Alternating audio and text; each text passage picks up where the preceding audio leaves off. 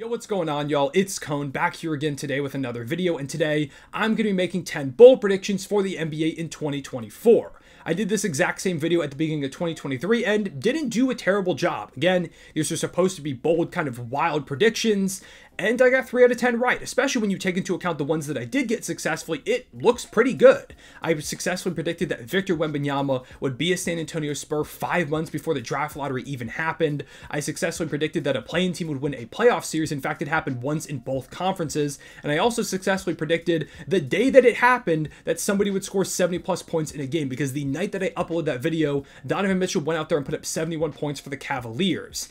I'm pretty proud of those predictions. So today I'm going to try and one-up myself and be better. I'm aiming for 4 right this year, and we'll continue to build it up. Maybe this will just be a tradition on the channel, making these predictions videos. So yeah, real quick though, before we get into it, I want to thank you so much for 40,000 subscribers. I can't believe I have this many. Y'all completely blow me away with the support that you give me every single day. I'm going to do huge things in 2024. Trust me, you're not ready for how big this channel is going to become, the big things that I'm planning and that I'm going to do. It's going to be a wild ride, so I appreciate y'all being on that ride with me. But for right now, leave a like and subscribe if you enjoy. Hit the notification bell so you don't miss out on future videos. And as always, I'd love to hear your takeaways, specifically some of your bold predictions down below in the comments. Let's get into the list. First prediction, I might as well level up from my most successful pick last year, and I'm going to say that somebody scores 80+ points in a game in 2024. Offense is at an all-time level in the NBA. The Pacers right now, I think, still have the best offensive rating in NBA history. A ridiculous number of 30-point per game scores, 20-point per game scores, 25-point per game scores.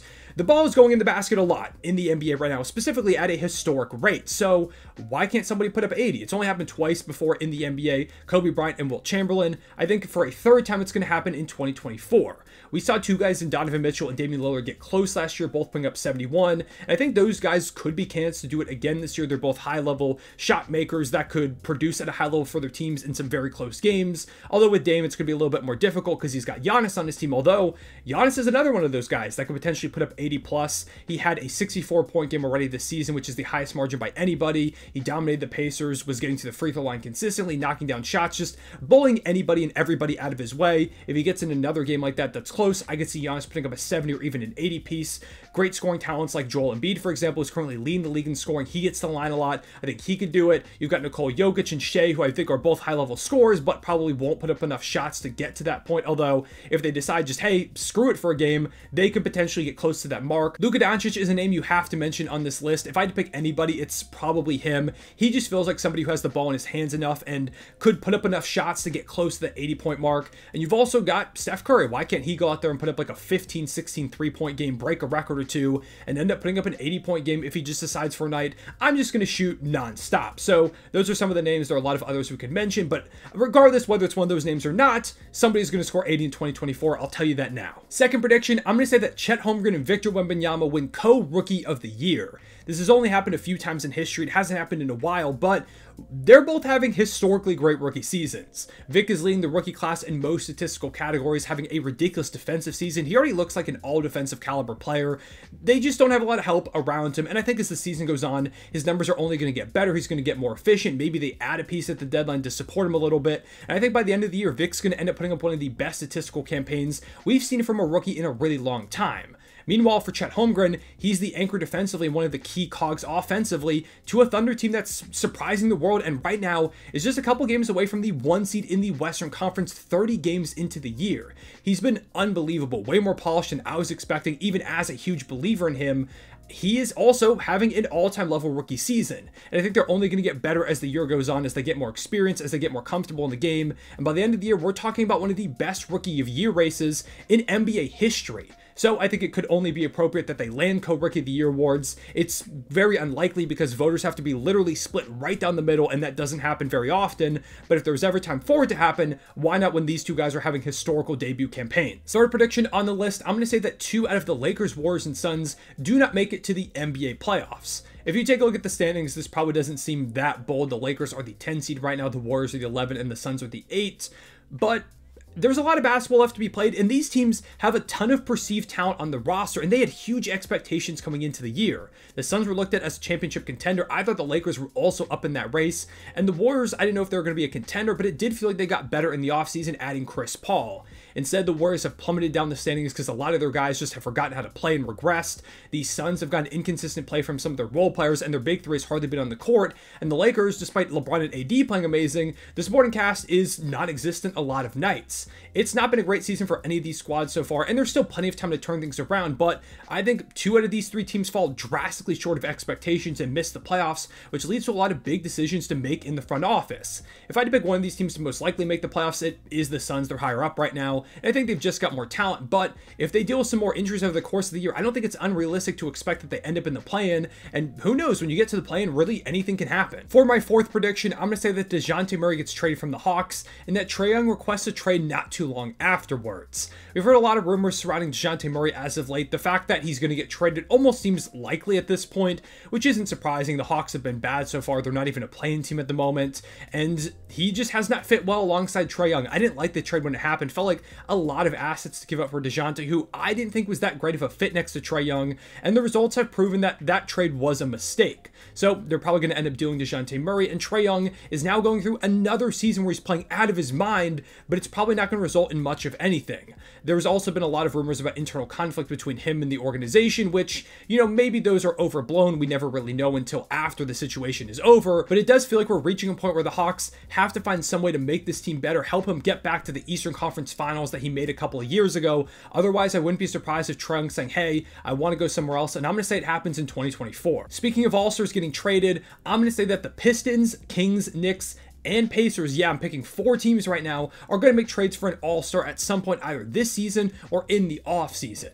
It's a lot of teams to go out and pick here. I'm trying to be specific because, again, I want to go bold, but I think all these teams have very well set up situations to make a splash. The Pistons are right now in the midst of one of the worst seasons of all time. They have to find some way to get better and get Cade Cunningham some type of help. So I wouldn't be surprised if they cash in some of their assets, some of their young pieces, and just some of their future picks to add some type of star to at least make this thing a little bit better going into next season. As for the Kings, it feels like they're one piece away from being championship contenders, and they've got a big contract in Harrison Barnes that, when paired with some young talent, I think it set them up very well to be a player on the star market, adding to now, I guess, a big 3 of De'Aaron Fox, Domantas Sabonis, and whoever they trade for. For the Knicks, they just added OG Anunoby in the deal, and it feels like that's the first move of a couple. I think they're going to be really out there for that final superstar trade to complete their team, and I think it happens at some point between now and the start of next season. As for the Pacers, they also feel like they need some type of all-star running mate for Tyrese Halliburton. With how good he's been, you got to give him a little bit more help, find a defensive-minded star out there, go ahead, cash in some of your assets to bring him in, and the Pacers could suddenly be on one of the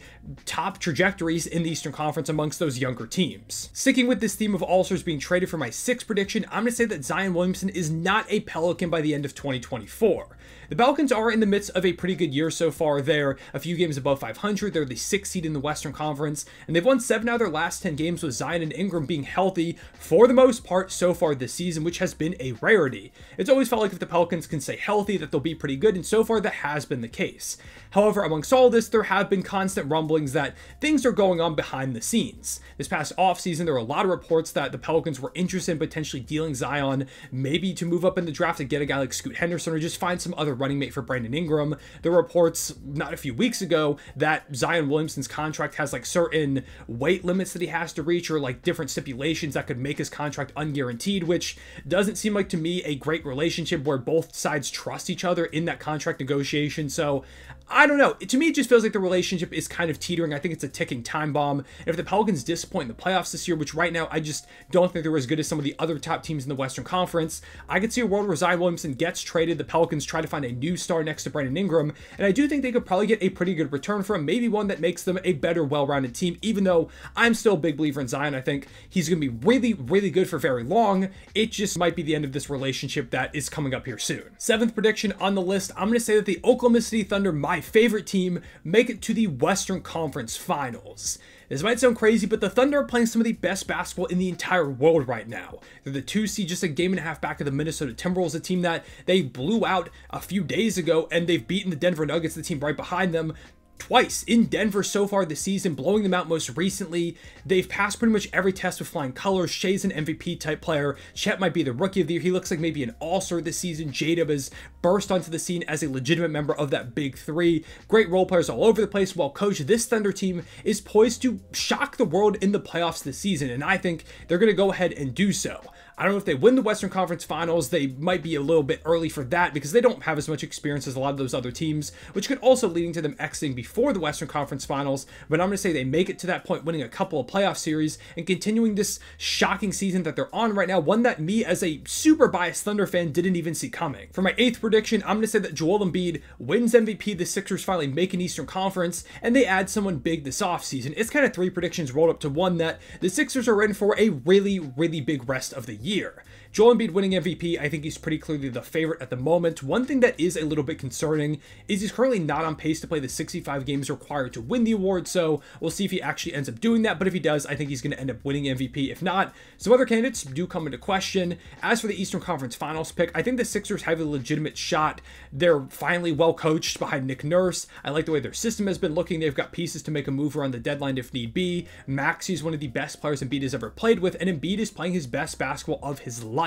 So it feels like they've got a chance to go ahead and make a deep run. It is going to depend on seeding, whether they can maybe push up to a 1 or a 2 seed, or they stick at the 3 spot, how matchups go. But I'm going to say they finally get over that hump and finally add someone big in the offseason. If they don't trade for anybody this deadline with a long-term contract, they're going to have a max cap slot. And with a lot of big names becoming available on the deadline, or even just the opportunity to trade for someone straight up into your cap space, I think the Sixers build a big three of Embiid, Maxey, and somebody else that looks terrifying in the East for years to come. Sticking with Eastern Conference juggernauts for my 9th prediction, I'm going to say the Celtics make the NBA Finals and lose just 2 games or less en route to that point. That team is ridiculous. They have 5 all-star caliber players in the starting lineup behind Drew, Derek, Jason Tatum, Jaylen Brown, and Kristaps Porzingis. All 5 of those guys are all-star caliber impact players. Not to mention their depth isn't that bad. They've got the ability to add more depth at the deadline. Brad Stevens is a great GM that I expect will optimize this roster, and they all have experience of some kind. I mean, a lot of guys on this roster made it to an NBA Finals a couple of years ago, so they've got experience. They feel like the best team in the world right now. I think they're better coached than most people give Joe Mazzulla credit for, and I'm going to say the Celtics have a dominant run to the NBA Finals out East. They'll play some tough competition. It just may not matter. And finally, for my 10th prediction, I'm going to say that the first overall pick in the draft ends up being traded. If I did my research right, this has only happened 6 times in NBA history. Most recently, it was in 2017 when Markelle Fultz was picked up by the Sixers in that draft trade. I think it could happen again, specifically because this is supposed to be a bit of a weaker draft, so it's not like there's a Wemby at the top that makes the pick untouchable. Plus, some of those teams at the bottom have a lot of holes they need to fill on their roster. Like, say it's the Pistons, for example. Sure, they could take a #1 overall pick guy, or they could use that in a potential star trade, like I mentioned potentially earlier, or they could even use it to just trade down a couple of spots, bring in some more assets to help better round out the roster in a draft that, again, doesn't really have that top generational prospect they have to get if they land at the top. It's similar for like the Wizards, for the Portland Trail Blazers, for the Spurs. Like, all those teams I think could use more talent, could potentially use that pick and dangle it in a trade. So I'm going to say that that first overall pick is traded for just the 7th time in NBA history. With all that being said, those are my 10 bold predictions for 2024. Some of them are more bold than others, but hopefully you did enjoy. Like I said earlier, please leave some of your bold predictions down below in the comments, and maybe I'll come back to some of those for next year's rendition of this video. I really appreciate y'all watching. Leave a like and subscribe if you enjoyed. Hit the notification bell so you don't miss out on future videos. One more time, thank you so much for 40,000 subscribers. It's an insane milestone. Huge things coming for the rest of this year. Y'all aren't ready for it, but appreciate y'all watching. I'll see y'all later. Real one, say it back.